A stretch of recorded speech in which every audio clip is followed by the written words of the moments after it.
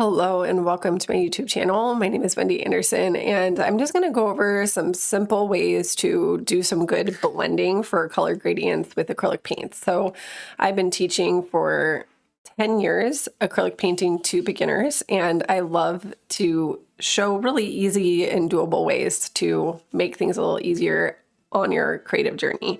So I'm going to start with a 1-inch square brush. I'm just using an 8x10 panel canvas. I'm going to use the primary colors plus white.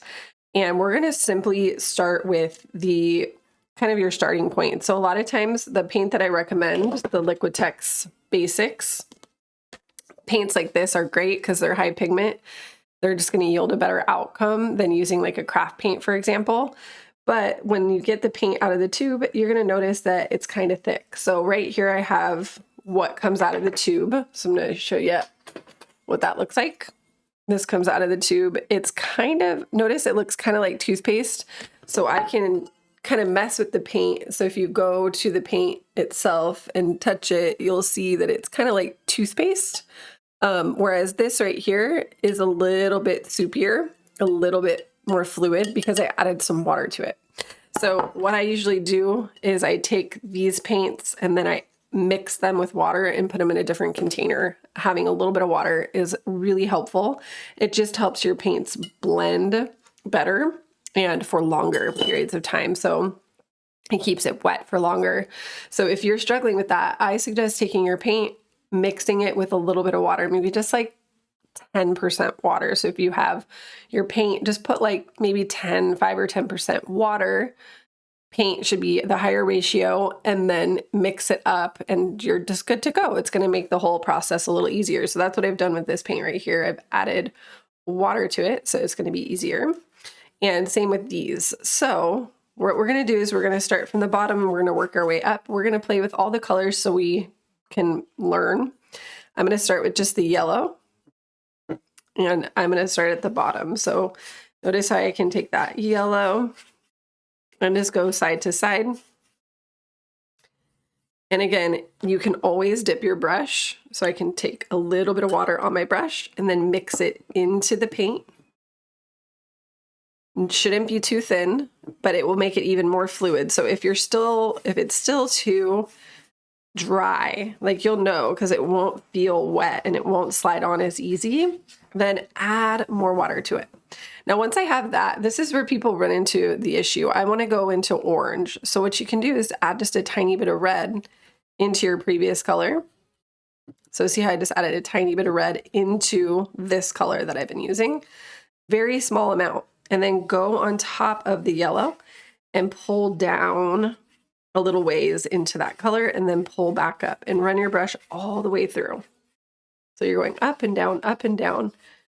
And notice how that creates kind of, it's like gradually getting a little darker. So notice now I'll add just a little more red. So you want to just add little bits at a time, because what happens is if you add too much at once, it can be a really harsh difference. What I see happen a lot though is people will put their yellow down and then they'll get their red and put that down right on top and leave a really harsh line. So I'm just adding red now and I'm putting it right on top of the yellow. Now notice how it's like, super harsh. So if you run into this issue, what could be helpful for you, especially if you're a heavy-handed person, like where you have a thick amount of paint on there, which I see beginners do a lot, is they'll use a lot of paint. Either they'll use a lot of paint or they won't use enough.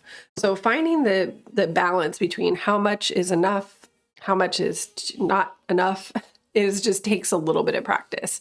But what you can do is if you have this and your paint is still wet, you can just take a clean and dry brush. Or what I do recommend is if it's harsh where your red is, like the darker color, you can always grab a smidge of your lighter color, which is the yellow or the light orange or something like that. And then just take it in between the colors and rub from side to side, pulling up and then pulling down. All the way rubbing, just keep rubbing. So notice how that created such a smoother transition. That doesn't work as well if your paint has already dried, so but notice how I can pull this like all the way down and your paint will kind of run out as you go down, but it just even makes it more and more subtle. So I know some people are really looking for that smooth transition. And it's just a process of going up and down and letting those colors blend into each other repeatedly. Now I'm going to go a little more red. So I do want it to get a little darker, but as I grab up that red on the brush, I'm going across side to side and then go down. Pull it down. Don't forget to pull it down and then pull it up. And now I want to move into like a pink color because we're going to go into a blue. And again, I can pull that down even more. Just do it as much as you need to get the result you're looking for. Pull it all the way through. And then what I can do is clean the brush. Because if I transition, what I want to do next is transition into pink and then purple. But I don't want to mix orange and purple because that'll get muddy. So I'm going to go ahead and clean the brush, dry it off really good. And then I'm just using red. So pull in just the red. Notice how that looks a little different with no yellow mixed in. And then pull in your white. And you're still going to have to go down into the other shade. Pull down into the orange color with that pink and pull up. And it's okay if you pick up some of that yellow again. We're going to clean our brush one more time. So you kind of just have to clean if you're going in between two shades. Or if you're using a small amount enough of paint, it usually shouldn't affect too much, but you just have to be careful. So if you pick up any of that orange, which has yellow in it, you don't want to pull that into your purple because it'll make your purple look more dull. I'm cleaning. And then again, I'm going to add red and white and put that right on top. Just rub until it looks smooth. And then you can gradually add a tiny bit of blue into your red and white. And then add that. And this will be our final color for this particular blending exercise, which is so simple. You just got to practice too. So sometimes people are like, you know, they want the result without putting in the work. And it's just, I'm not going to lie to you. There are ways that you can get results faster, but you still have to practice because I can talk about blending and whatever forever. And you can watch the demonstration forever, but until you're actually doing it and seeing how it feels, how the paint works. But again, going up from side to side and pulling up and down into the colors is going to be your best way to get a really smooth blend. So get your filbert to start. Make sure your background is relatively dry. You don't want it way too wet. And then what I'm going to use is some purple first. So we're going to go ahead and mix red and blue. And I want mostly red with just a little bit of blue, so it's not way too bluish. And then I'm going to make a horizon line just about like a quarter of the way up from the bottom. So I'm just going to go like that, make a horizontal line. That way we're like, okay, everything below this, we're not going to paint clouds because we're going to make a little scene where our clouds are going to be. But you can take that color and just make little brush strokes going side to side. Little horizontal brush strokes, just barely touching the edge or the corner of whatever brush you're using.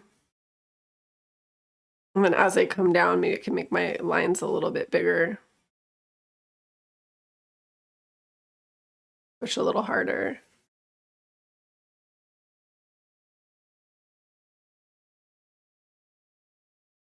And I'm just prepping this for a scene before we paint the clouds on. So you don't even have to do this part if you just want to hop into the clouds. And again, my lines are thicker at the bottom and then thinner at the top. It just makes the, if this is going to be like water, so make the water look a little closer up front and further away at the top. And it's just super simple, but I still am going to use the same color for the clouds. Now we want the clouds to be kind of dark in some parts. So what I'm going to do is just use the edge of the brush and I'm going to pull a horizontal line. And I like my clouds to have a little bit of a thicker and then thicker to thinner vibe. So see, I can like pull. You can even pull up a little bit like that to create the look of a cloud. And it's thicker to thinner, so I'm pushing harder and then I'm releasing pressure. Now some, clouds can just be a little strip, just like we've been doing down here. It can just look like that. Or it can be more like a little circular shape. So you can just kind of rub the brush in a circle and then give it a little tail on either end and even brush out the bottom a little bit. So we'll do some different color clouds to play with the different color ideas, but I just want you to focus on the shape for now. So this is the way the shape is going to look. You can have a circle, rounded top, and then make another one next to it that's a little smaller, and then smaller and smaller, and it can be kind of odd shaped. You don't want them to be too perfect.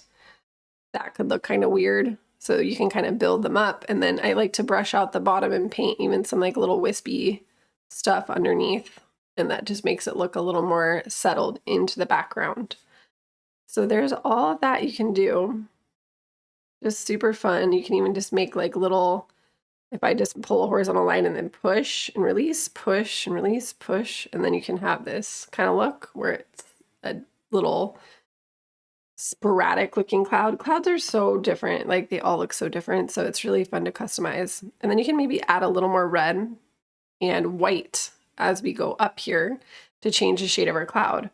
Now what I'm going to do is this time I'm going to paint more of like a diagonal a little bit so that we have like a different movement, and then you can just feather up, like pull up like this and wisp. And this is kind of a wispy cloud shape. You can always add a little more white or dark color if you want to change your shade. I'm going to add more white.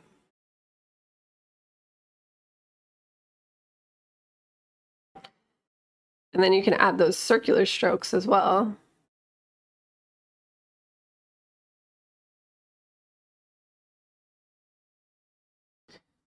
And if you want to add any lighter colors on top of your darker color clouds, you totally can do that too. So a lot of times you want to layer a couple shades is what I like to do. And usually letting the lighter color of the cloud be towards the top typically, or if you have a painting with a specific light source, like a sun, it can be reflected in the direction that the light is pointing. So it can always be a little different, but notice I can make those little circular shapes and then I can wisp.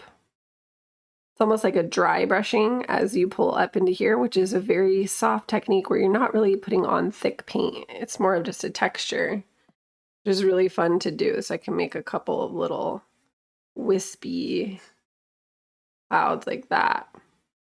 So maybe those are fun to paint. You can wisp it going either way. So it's more of a wispy thing. And then again, you can make more. I'm going to add more white. And I'm going to pull just little circular motions and then give it a little tail. Let it be thicker and then wisp out the bottom so that the bottom kind of dissipates a little bit, feathers out. So it's thicker at the top and more dissipated at the bottom. And this is just our first layer, so we'll do a couple layers. And then maybe you want to move into like a blue shade. So you can use some blue mixed in or more blue mixed in to the white and make some clouds with that color and just to play. And then you can have those shapes, kind of wisp it out, add it in. And you can even layer some of that blue on top of some of the other shapes. This is great if you, for whatever reason, don't like the way your first color turned out. You know, experiment with some different colors on your scene and see what looks fun for you. They're all going to look different. And it's all going to be totally fine. Maybe I want to border with some blue clouds up here, so I'm going to add more blue. And I'm just going to kind of go around the edges here. And then you can wisp down into the scene with these really light little taps. So again, very light, almost like dry brushing, really small little brush strokes and create a cloudy look as well. So you have like some puffy clouds, some wispy clouds. You can have clouds that are like framing your painting and everything in between. You can pull your clouds on a diagonal to create a little bit more of a different look, or you can do them straight across.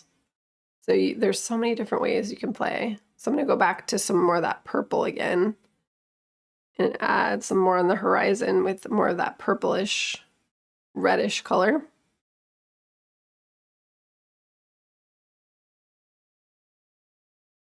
And add another layer to your purple clouds so that you see a few different shades. And maybe the color begins to look a little more vibrant because you've given it another layer, and that's fun. And I can even take some of that darker color up a little higher. So it's not like you had to keep them all separated.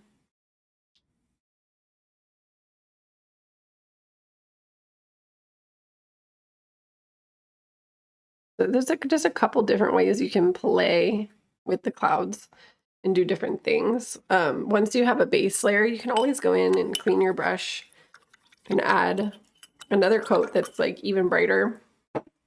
So I like to do a little bit of that just in case. Come in with like more white, maybe just a tiny bit of blue. And then just go to the very top of the cloud shapes, almost like outlining them. And then you can pull some little wisps horizontally.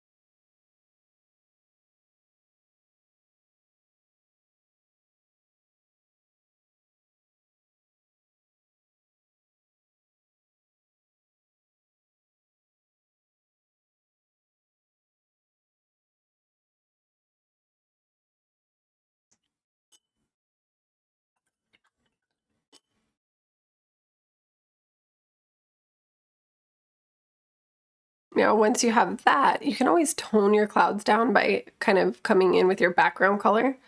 So maybe I take some of that more of an orangey kind of color or pink, and then you can just paint over them to soften it.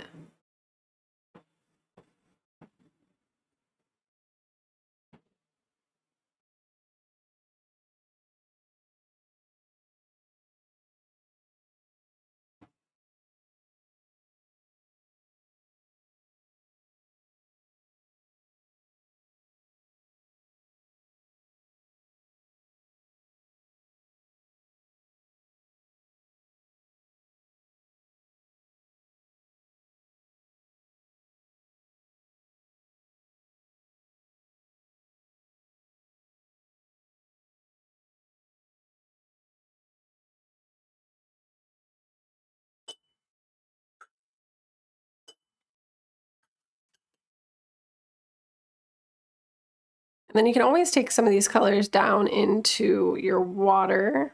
Just reflect some of that color if you're doing like a really rainbowy kind of look, which is totally fine. You can just play with that, putting some of the colors from the clouds into the water for fun.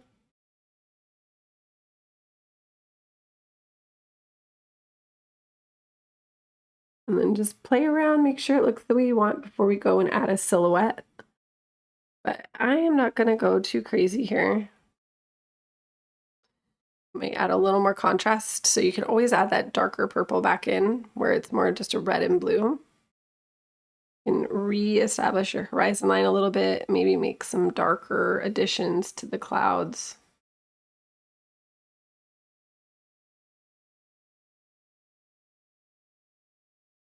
And put some dark up at the top.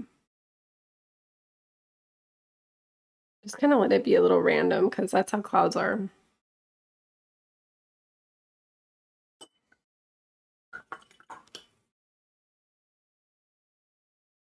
And then remember, you can always use that pink to tone down the clouds, like maybe even the blue clouds need a little, like maybe to thin out some of the tails on them. Just paint a little bit of pink over so that it blends a little bit into the background. That way it's not as bulky. Because I see people a lot of times make it really bulky and then they're like, ah, it's like taking over. Just soften it in with the background color.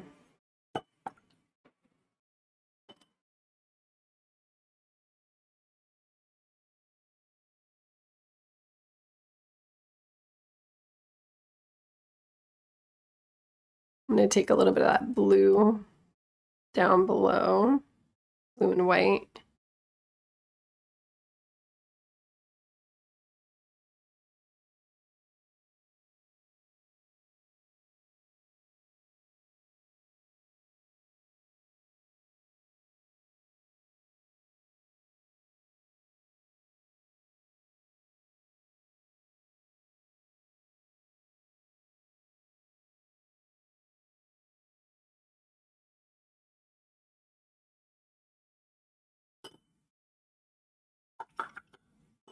And then we can even make a little sun by getting a little bit of white and yellow on our finger. I like just using my finger to make a little sun.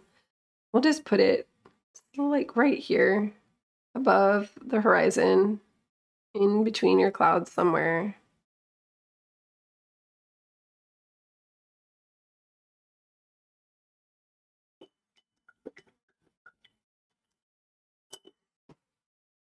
I'm gonna use my square brush to do, I'm gonna do like a little sailboat. So we'll just go over here and start with a little horizontal line and then bring it up on one side, just making like a little bow of the boat, and then the rear of the boat can be a little lower. And then just pull back to connect the dots. And then we'll put a little sailboat just to make it into something. So get your dot or your little shape in there. It doesn't have to be big.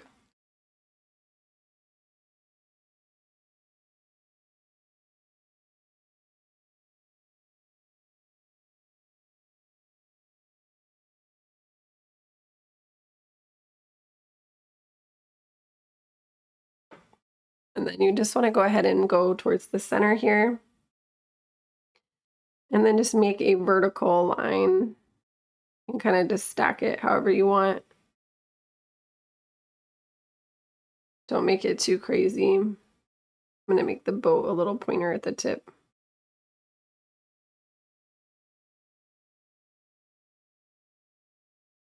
And then you're going to have your back sail, which is just like a triangle. So you just kind of swoosh it out and then pull it back in like that. And then you'll have another one coming out this way. So I'm going to go maybe just a tiny bit lower and curve out to the right like that. Always sort of reshape it. And then it's going to pull in towards the same spot,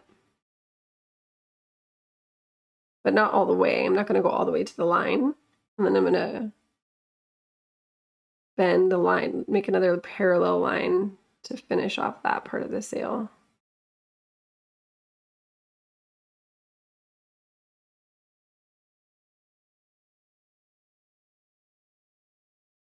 And I have like a little so simple sailboat on this little cloudy, really abstract, colorful, kind of psychedelic scene here. And that's okay. And painting is, I like it because it can be like that. You can just make it kind of totally unrealistic and crazy. And that's okay because it's a painting. It doesn't have to be realistic. That's what I like about it. Because I can just play with the colors that I want to experiment with that day. Just make whatever kind of little scene you want to make. And just don't judge yourself too harshly. It's always going to come out a little different. It's just for fun. If you can keep that in mind, it's going to be better. And then let's put a little reflection on it. So just go right underneath a sailboat and just try to loosely resemble it. Like I will just make those little kind of a triangular type shapes that come to a point and just wiggle the brush from side to side in the water. And then if you want to do some finishing touches, you can always take a detail brush, like a small round brush, and use some white or yellow and white. You'll do yellow and white so it's not too crazy. And just, add another coat to your sun. And then maybe add some like reflection in the water of the sun. And that can be really loose. Just add it. Let it come down. And you can even kind of add some of this highlight over all in the water and put it over the shadows a little bit and just around, but keep it heavier in the middle. But it can exist in the other parts too, so that it like just adds to the movement on the water. So like you could have those highlights, but they're concentrated under the sun, bolder, more close together. And then they can be spread out a little more randomly across the rest of the painting so that it just gives the water a little bit of a glowy look. And then you can also take your, that yellow and white, and you can add some little movement in the sky around the sun, like little dashes. And then maybe I even want to make some orange. And again, I might want to soften that a little bit. But you can always go in and just add some smaller little brush strokes, especially low on the horizon, to make it look like just texture in the distance, or touch up any of what you have going on. I always play a little bit in the end with the small brush just to be like, I don't know,